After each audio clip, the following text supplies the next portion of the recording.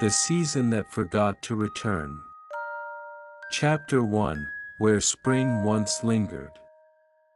I had always thought the world would spin the same way forever, round and rhythmic, led gently by the turning of the seasons. Spring would bloom its gentle greens, summer would hum with heat and light, autumn would whisper with golden leaves, and winter would hush everything under its quiet, crystalline breath. But one day, one of them simply didn't come. The others returned as they always had, each taking their place like dancers in an ancient ritual. But where spring should have stretched its fingers through the soil, awakening the world with the scent of cherry blossoms and new beginnings, there was only a pause. A breath held too long. A silence where birdsong used to be. And so, I decided to find it. Not for anyone else, really. Just for myself. I missed the way spring made the light look softer, the way the air tasted like something just about to happen. I missed the quiet thrill of things beginning. I missed the small green shoots that used to rise between cracks in the sidewalk, defiant and hopeful. So I packed very little, just a notebook, a warm scarf, and a small bell I used to ring in the garden when I was younger. Not because I thought the bell would help, exactly. But it felt wrong to leave it behind. I set off without a map. You can't draw directions to a missing season. The first place I visited was an orchard where the trees still wore their frost like jewelry. It was a place where spring once lingered, where the trees had grown pink with blossoms, and bees had woven golden paths between their petals. Now, the branches were still and bare, their limbs like questions reaching toward the sky. I walked between them, boots crunching softly on frozen soil, and I whispered to each tree as I passed. "Have you seen her?" I asked. They didn't answer, of course. But the wind did. It curled around my ears, not cold, not warm, just curious. It tugged at my scarf, playful, as if to say, "Follow me." So I did. The wind led me to a field that was neither winter nor anything else. It looked like a season caught in a daydream. The grass had forgotten to grow, and the sky above was the color of unspoken thoughts. Not blue. Not gray. Just waiting. I stood there for a while, doing nothing. Breathing in the nothing.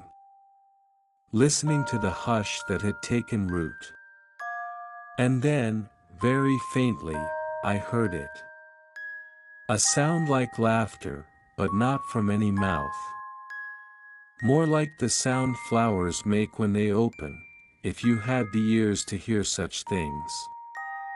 It came from a small hill, a soft shape barely noticeable in the mist. I climbed it, slowly. And at the top, there was a stone. Weathered. Smooth. A name carved into it, not in letters I recognized, but in the shapes of petals and rain. I placed my hand on it.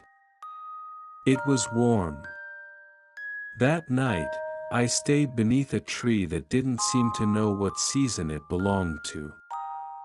Its leaves were caught between gold and green, unsure. Its bark was smooth in places, rough in others, like it was trying to remember a story it had once known well. I lit a small lantern and watched the way the light danced on the tree's skin. Then, I opened my notebook. In it, I wrote. Day 1. The world remembers how to turn, but it has forgotten how to begin. I saw the wind today. I think it remembers her. I didn't write more than that. The words felt heavy in my hand. Instead, I listened. Somewhere far off, I heard water moving, slowly, like it was thinking of thawing. And in the silence between each sound, I began to imagine spring not as a time, but as a person.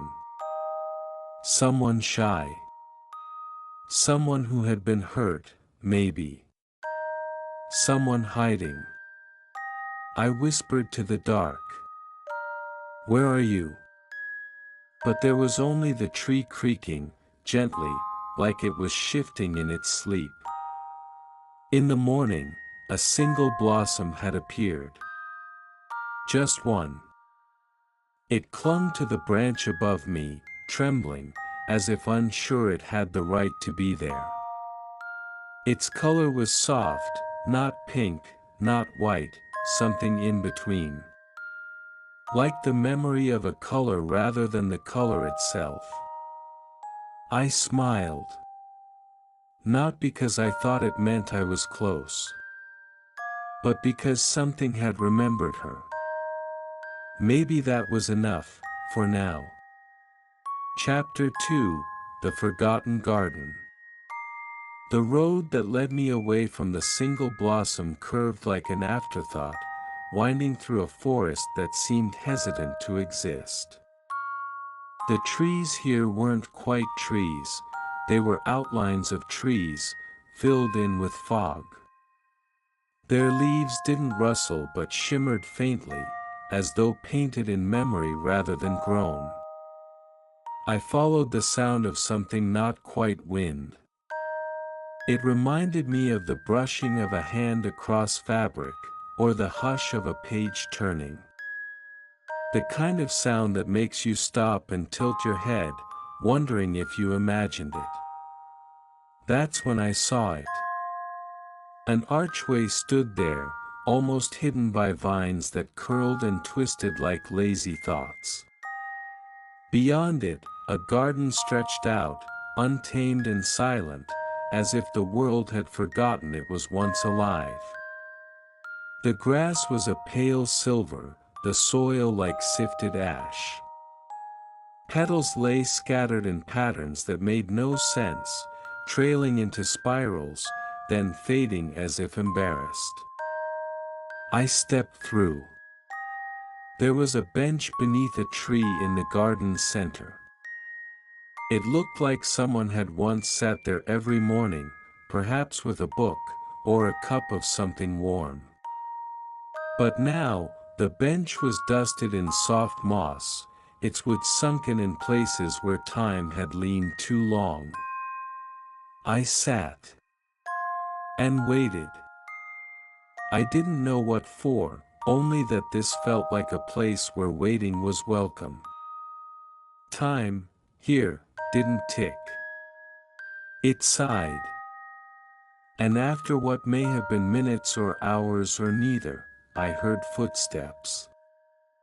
Not loud ones. Barefoot ones.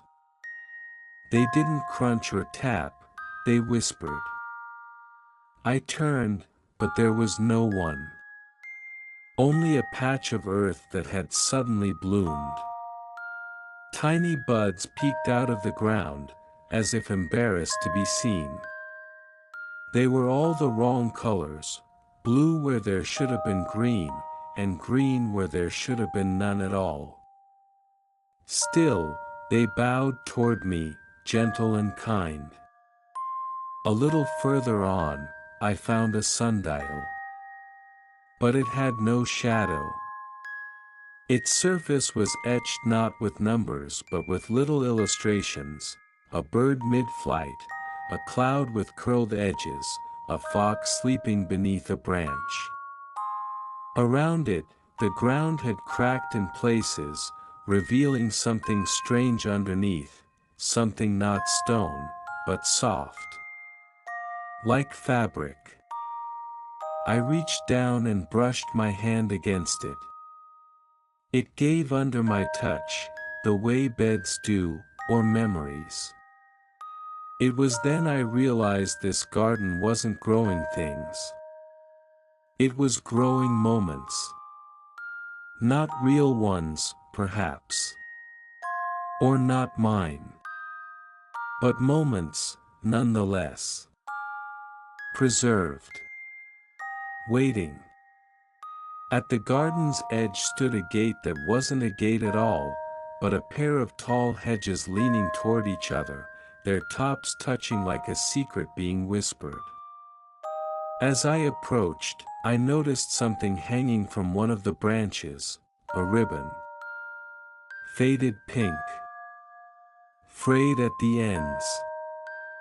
I reached for it, and the instant I touched it, I remembered something. A day when I had run barefoot through a meadow. Someone was laughing. Someone I can no longer name. The air had smelled of plum blossoms, and the sun had looked like melted gold. Spring. Just a flicker. The memory vanished as quickly as it had come, but the warmth lingered in my fingers. I tied the ribbon around my wrist. A promise to myself, that I would keep looking. I passed through the hedge gate and found myself back on a path that hadn't been there before. It was made of stepping stones, but each stone looked different, as if borrowed from different gardens, different homes. One was smooth marble, the kind you'd find in a city courtyard. Another was rough, speckled with tiny seashells. A third had a child's footprint pressed into it, forever frozen in time. I walked carefully, as though afraid of disturbing something sacred. The path led me to a small pond.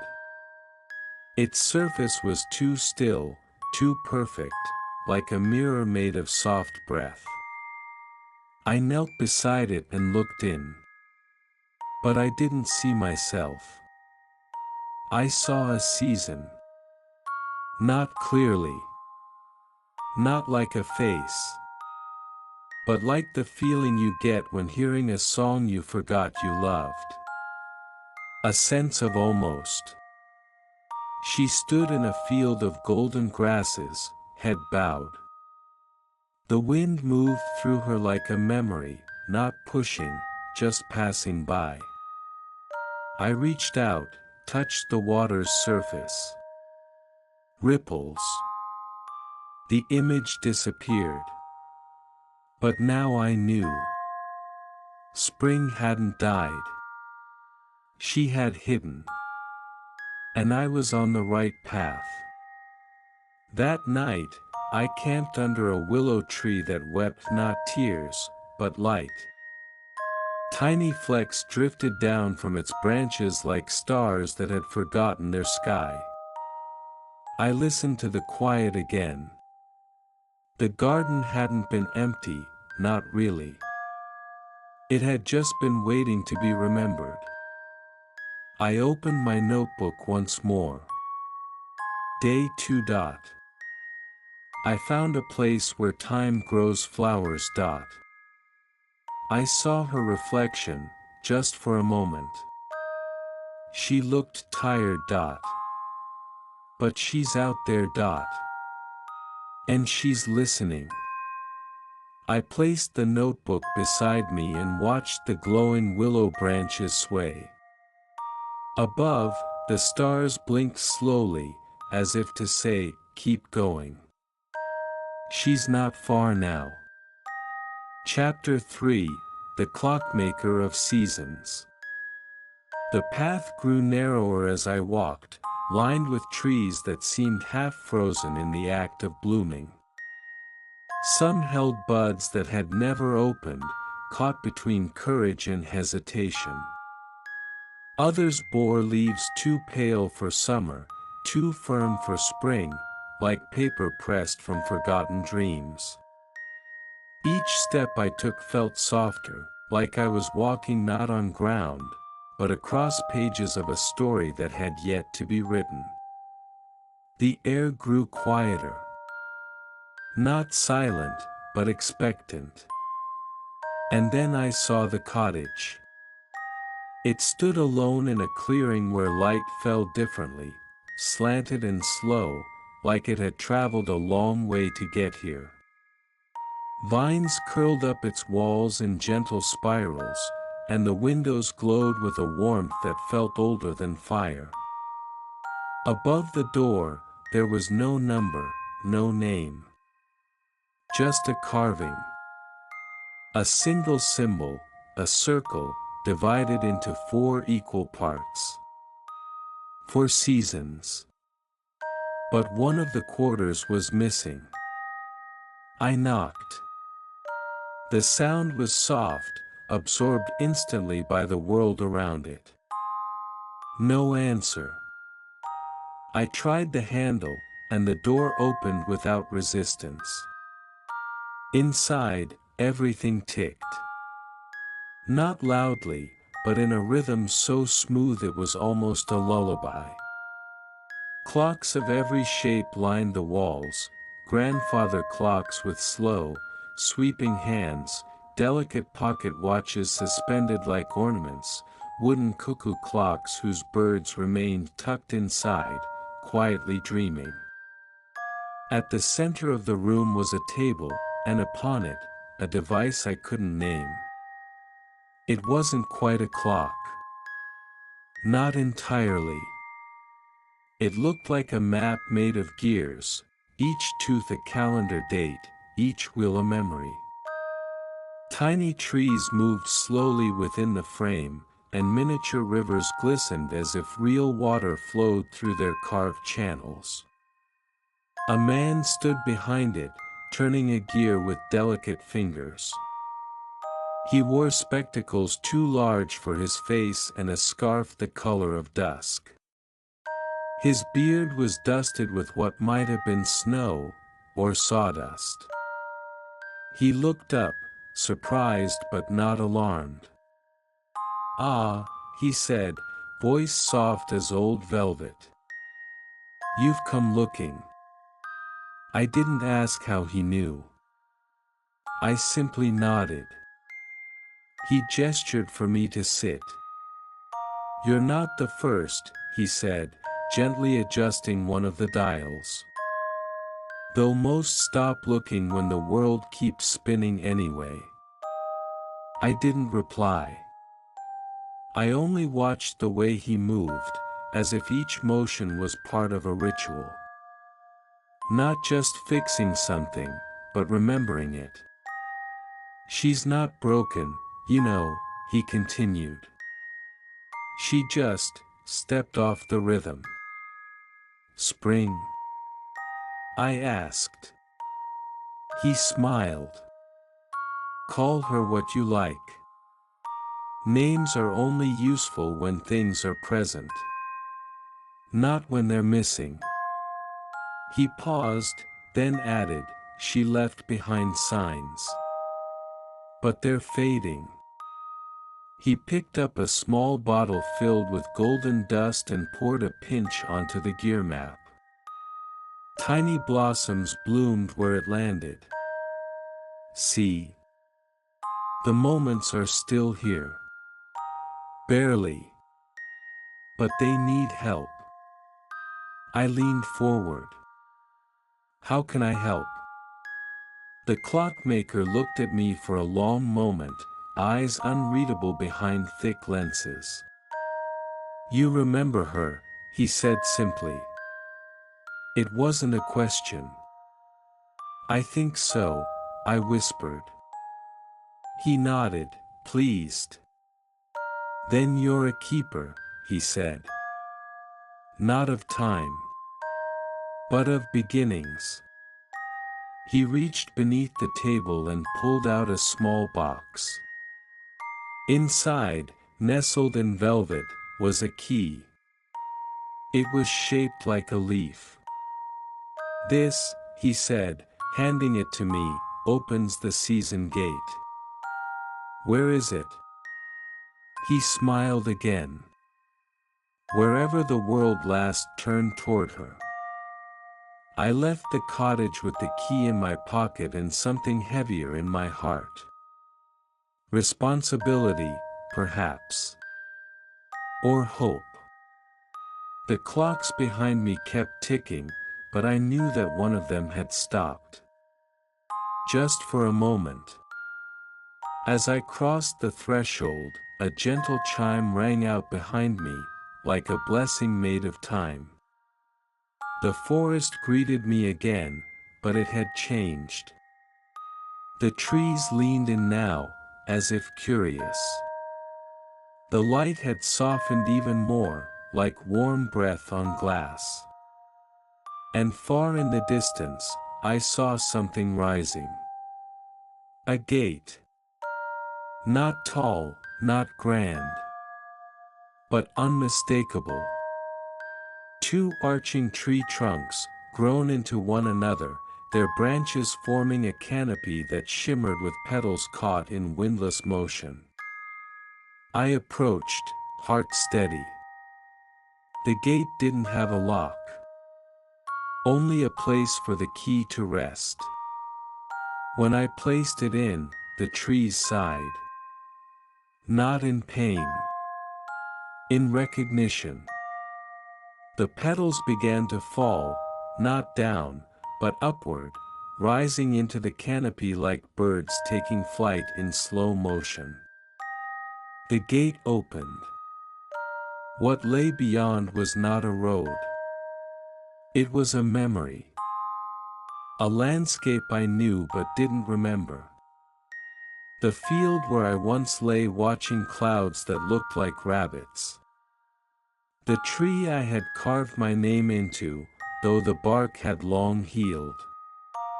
The scent of grass warmed by sunlight, not too hot, not too cold. The season was not gone. It had taken refuge in what we forget when we grow older. In the corners of time we no longer visit. That night, I camped beside a stream that laughed like a child remembering a joke. I held the leaf-shaped key in my hand and wrote. Day 3. I met a man who keeps time in his hands. He gave me a way forward. Not through days, but through memory. I think I'm getting close. I think she knows I'm coming. Above me, the stars were beginning to hum. Not music. Not words. Just the sound of something waking. Chapter 4, The Grove That Never Ends. Beyond the gate, the world unfolded like a breath held too long. I stepped onto soft earth, covered not in grass or moss, but a carpet of petals that had never fallen. They hovered just above the ground, as if uncertain whether to land or float away. They glowed faintly, not with light, but with memory. Each one shimmered with something lost, laughter half remembered, the hush of an afternoon storm, the first notes of a song never finished. I walked gently. The grove stretched endlessly, trees rising in spirals and curves, as if they had grown by listening to music rather than obeying gravity. Their trunks were smooth and pale, marked with swirling patterns like fingerprints. Their leaves moved without wind, as if nodding to some slow rhythm beneath the soil. There was no path, and yet, I never felt lost. Everywhere I stepped, the petals parted before me and closed behind, like they remembered the shape of my steps before I even made them. I passed a small stream, the color of melted quartz, babbling in a language older than words. It didn't run fast, it meandered, dreaming as it flowed. Sometimes it paused, circling into pools that mirrored not the sky, but moments. One showed a girl planting seeds in a row, her fingers dusty and careful. Another reflected a windowpane beaded with rain, behind which sat a cup of tea growing cold. I leaned over and stared into one of the pools. There, I saw myself. But not as I was now. I was younger. Laughing. Wearing a crown of dandelions. Spring had been there, then. Not just in the world, but inside me. I reached out, and the image rippled away. Further in, I came upon a tree larger than the rest. Its trunk was wide enough to hold a room, and its branches spread so far they seemed to cradle the sky. At its base was a door. Carved not with tools, but with time. I knocked once, gently. The door opened inward with a sigh. Inside was not a room, but a garden. Impossible, enclosed. Sunlight poured from nowhere, and flowers I had no names for bloomed in impossible colors, blues that felt like kindness, oranges that tasted of distant joy. At the garden's center stood a stone table. Upon it, a journal. I opened it carefully. Its pages were blank. But as I touched them, words began to appear, written in ink the color of early dawn. To the one who remembers, thank you for finding your way back. This place exists only for those who carry the season within them. I turned the page. She is not lost. She is resting. Waiting for someone who still believes the world can begin again.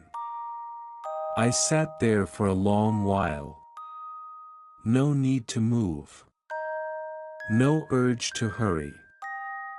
The garden, the grove, this entire space, it was not a place. It was a pause. A held breath between what was and what might be. I pulled out my notebook and began to write. But the words came slowly now. Not out of resistance, but reverence. Day 4. I found a forest with no end. But maybe that's because it holds everything that began. The petals here remember. And I think, so do I.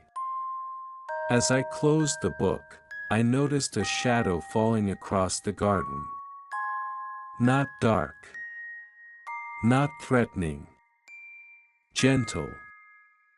Like someone standing nearby. I looked up. And though I saw no face, I felt her. Not in the way you see someone, but in the way light changes when they enter the room. Spring was here. She didn't speak. But the petals stirred. The garden exhaled. And the trees above began to bloom. That night, I didn't make camp. There was no need. The grove itself seemed to hold me. Its sounds, soft creaks, the gentle rustle of unseen creatures, the occasional laughter of a distant stream, all melted together into something round and whole. Something that reminded me how to rest. I dreamed not of places, but of moments. Hands in soil. Blossoms opening. Time beginning again. Chapter 5, The Place Where Seasons Meet. When I left the grove, the trees didn't grow thinner. The light didn't sharpen. There was no grand threshold or signpost to mark the change. And yet, something shifted. The air grew warmer, not with heat, but with a kind of expectancy. Like the hush that comes before a song begins, or the weightless pause between inhale and exhale. A golden haze filtered through the leaves, soft and swirling. Ahead, the trees parted into a clearing unlike any I'd seen. It was vast. Too vast for the space it seemed to occupy. And within it, the seasons met. On one side, blossoms clung to delicate branches, their petals caught mid-fall, twirling in slow spirals as if reluctant to touch the ground. Spring's touch was there, in the fresh green shoots and the gentle perfume of renewal. Not far from it, the world shifted seamlessly into summer, tall grass waving like sleepy dancers, air thick with warmth and the distant hum of bees too tired to buzz. The sun above was low but endless, caught in a golden loop. A few steps farther, leaves rustled in deep shades of copper, amber, and wine. Autumn's voice, soft and nostalgic, whispered through the trees. I could almost taste the memory of apples in the wind. And then, beyond that, stood a field wrapped in a hush. Winter's edge, where frost gleamed silver and the stillness was not emptiness, but a quiet invitation. I stood in the center, where none of the seasons touched completely, but all leaned in, just close enough to speak in fragments. It was here, I felt her again. Not as a presence passing through, but as something rooted. Like she'd never truly left. Just waited. At the heart of the clearing, a tree stood. Unlike the others, it bore signs of every season at once. One branch was flowering, another full of ripe fruit. A third shed bright autumn leaves that dissolved before hitting the ground, and a fourth held crystals of frost that glittered like stars.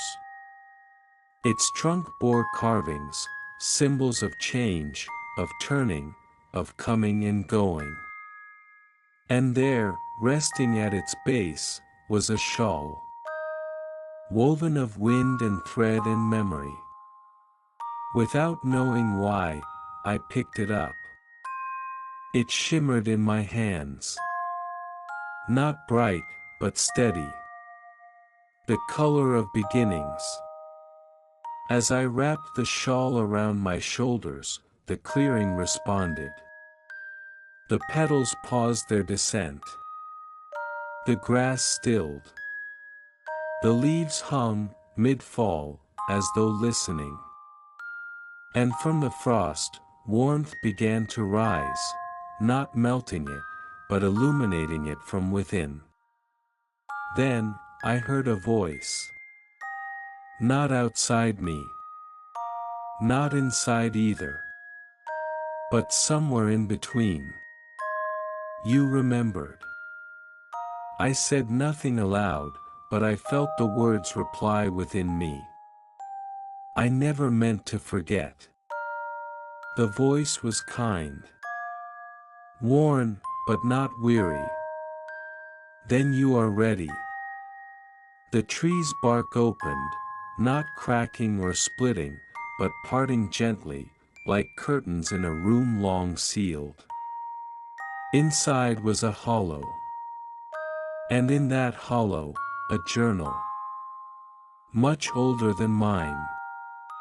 Its cover was soft with time. Its pages, weathered.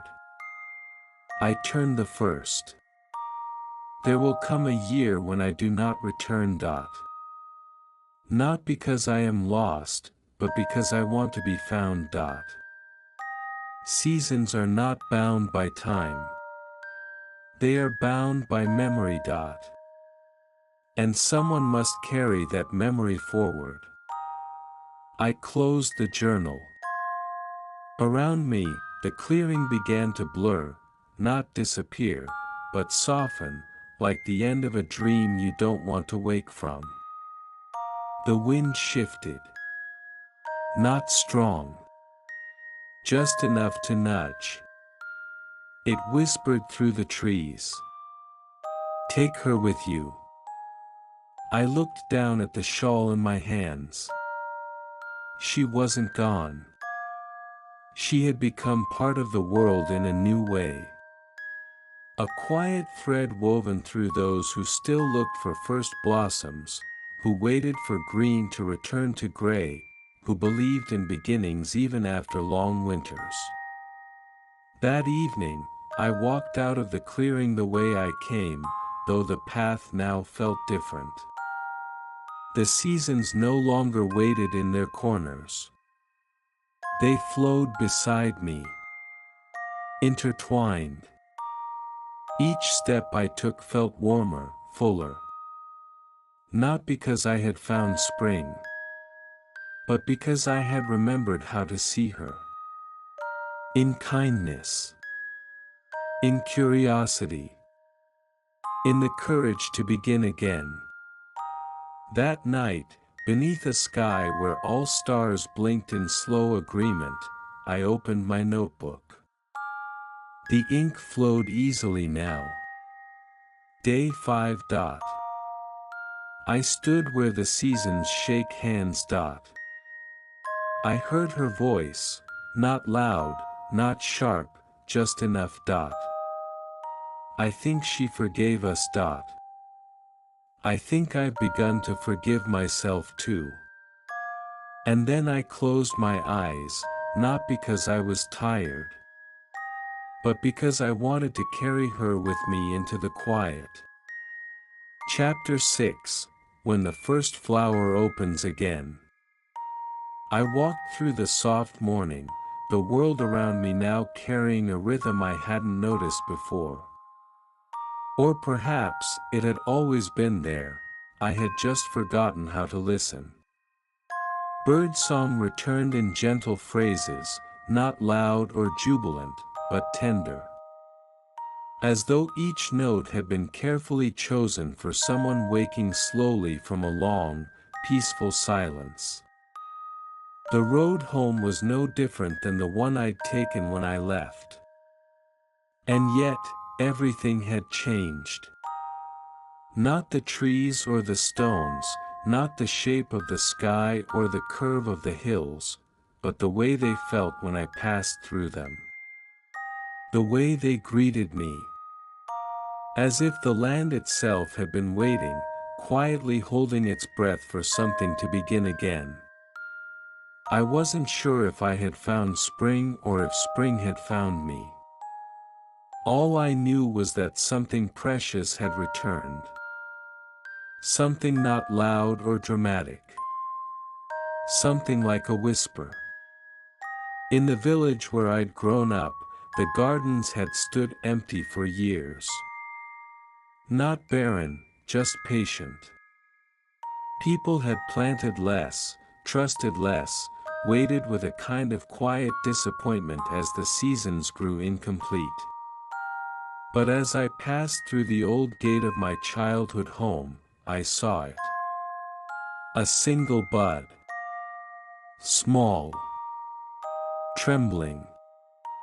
And there, at the base of the old stone step, the first flower opened. It wasn't spectacular. It didn't glow. It wasn't a miracle. But it was. Fully and simply, was. Pink, like the inside of a promise. I knelt beside it. Not to pick it. Just to see. To remember. I stayed in the village for a while. People began to plant again. Not because I told them to. I didn't say much of anything. But something in the air had changed. A kind of warmth returned to the way they moved. They lingered longer in gardens. Children started to search for bees again. The shawl stayed with me. Sometimes I wrapped it around my shoulders when I sat near the stream behind the house. Sometimes I let it rest by the window. But it always felt like her. Soft. Patient. Present. Seasons passed. Gently, now. No longer strictly marked, but flowing into one another like watercolor paints merging on paper. Even winter had softened. Its silence no longer sharp, but contemplative. Like it knew it was part of something whole. And spring, she came when she chose. Not on the calendar, but in the small acts of beginning. In the first cup of tea brewed on a hopeful morning. In the moment someone decides to write a letter they don't intend to send. In the child who dares to plant a seed just to see what might come of it. One morning, I woke early and walked back to the tree. The one that had waited for her. The one where I first felt her near. It had grown. Not taller. Not grander. Just truer. Its branches held blossoms of every kind, and beneath it, the grass had turned that impossible shade of green that only exists after long stillness. I sat beneath it and opened my notebook one last time. Day 6. I think I understand now. She didn't vanish. She returned through us. In memory. In attention. In kindness. The season doesn't need to be found. It needs to be felt. And now, I do. And with that, I let the notebook close. Not because the story was over. But because, finally, it had begun. Epilogue, the season within. The world does not announce its changes. It does not sound trumpets when a new leaf unfurls, nor ring bells when a forgotten breeze returns to its wandering. It does not ask for applause when light slips gently over the edge of morning, or when petals fall simply because they are ready. It just is. And well, I have learned to move with it now. It has been some time since I returned from that journey. Not in years, perhaps, but in the subtle ways time measures itself through memory and presence. The grove, the garden, the gate, they remain with me, not as destinations, but as textures in how I now see the world. People ask, sometimes, if I ever found her. They mean spring, of course. But what they don't realize is, she was never meant to be found. She was meant to be remembered. And then carried. Not as a person. Not as a season. But as a way of noticing. In the mornings, I wake earlier than I used to. There is no alarm clock, no urgency. Just a gentle awareness, a whisper against my skin as the world stirs. I watch the light return to the windowsill, creeping across the wood in thin golden strands. It doesn't rush. It never does. Sometimes I rise and walk to the little bench in the garden I've built. It's nothing grand, just stone and wood, worn from seasons, but it waits for me. Always has. Birds visit more often now. Not because the world has changed, but because I have. I greet them by name, not the names in books, but the ones I've given them. One is called Echo, because she sings the same 3 notes as if chasing herself. Another is Thread, because she weaves flight through the trees so delicately. I don't feed them. I just listen. The garden has changed, too. Not because I planted more, but because I began to notice what was already there. A fern I never tended unfurled behind the shed. A violet emerged between 2 stones I once thought lifeless. Moss appeared along the pathway like soft footsteps returning home. Each one, a message. Not written. Lived. Some afternoons, I still walk the old roads. They haven't changed much. But I have learned to walk slower. To stop when a shadow bends strangely, when a breeze carries a scent I can't quite name, when the sky deepens into that tender hue of possibility. I carry a small journal in my coat pocket. Not the one from before, that one rests on a shelf, closed now, content. This new one is smaller. Lighter. I don't write every day. But when I do, the entries are simpler. A child dancing with a stick. A cat asleep in a patch of sun. A stranger who looked like someone I used to know. None of it is important.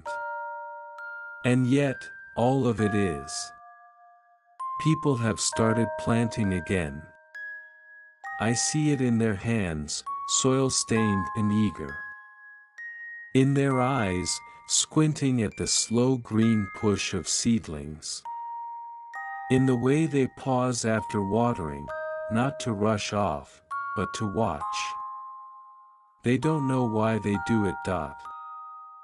They just do. Something calls. Something gentle. And I think she's in that call. The seasons still turn, of course. Summer still burns with laughter and dust. Autumn still exhales in gold. Winter still folds the world into quiet. And spring, well, she steps lightly now. Not because she is fragile, but because we are. And she remembers that. There are days I wonder if it was all real. The clocks, the grove, the tree that held every season at once. But then a petal will land on my shoulder when the trees are bare. Or a breeze will carry the scent of blossoms no one has planted. And I'll remember. The most important things are not those we can point to. They're the ones that point us back to ourselves. Once, a traveler came through town. She asked me where the path was, to the grove, to the clearing, to the beginning again. I smiled. There is no map, I said. Only a question. She looked puzzled. So I told her. You must ask yourself what it is you've forgotten. And then begin to remember it, one moment at a time. She didn't reply. But she nodded. And then she walked on, the wind moving softly in her wake. One morning, I awoke and found a letter beside the old tree. It was not written in ink, but in pressed petals. Each one told a story. Not in language, but in color, in scent, in the way they were placed. I sat there for hours, reading with my hands, my nose, my breath. And when I stood, I whispered into the bark of the tree. Thank you for waiting. And I swear, the wind answered. Thank you for returning. Sometimes I wonder what will happen when I am no longer here. When the shawl I carry is folded neatly and left on a bench for someone else to find. But then I remember. The season isn't a single bloom dot. It's a cycle of noticing dot. Of honoring dot. Of letting go and beginning again. So if one day you find yourself walking under a sky that feels almost too quiet. If a breeze passes that tastes like rain and promises. If a blossom appears where none should grow. Pause. Breathe. And ask yourself. What have I forgotten to feel? And when the answer comes. In warmth, or light, or a distant song. Know this.